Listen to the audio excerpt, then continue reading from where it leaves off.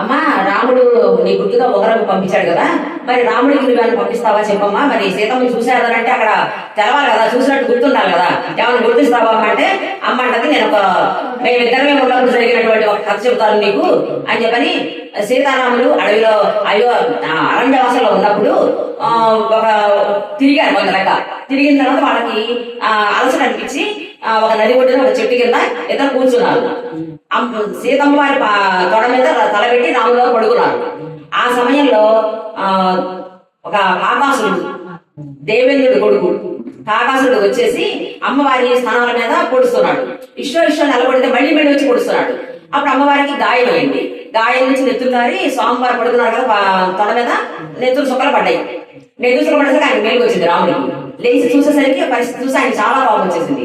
చాలా కోపం వచ్చేసి పక్కనే ఉన్న దర్భకోళం తీసుకుని దాన్ని మంత్రించి మీదకి వేసేసాడు. వేసేస్తే అది బ్రహ్మాస్త్రం లాగా నుప్పులు కప్పుతూ ఆ కాకాసుడి మీదకి వెళ్ళిపోతుంది.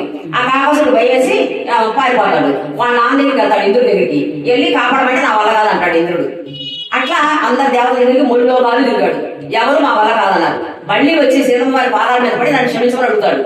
అప్పుడు రాములు వారు సరే అని చెప్పని ఒప్పుకొని, మరి ఇప్పుడు ఈ అస్త్రం వదిలిన తర్వాత దేన్ని కొట్టాలి కదా, గుట్టికి పోకూడదు ఉదాగా, మరి దేన్ని కొట్టమంటావు అడిగాడు. అడిగితే తన కుడికన్ను కొట్టమని చెప్పాడు కాకాసుడు.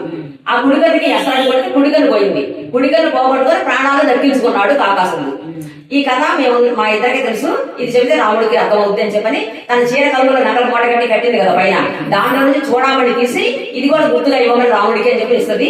ఈ చూడమని చూస్తే నేను వాళ్ళ అమ్మ నాన్న కూడా గుర్తొస్తారు రాముడికి.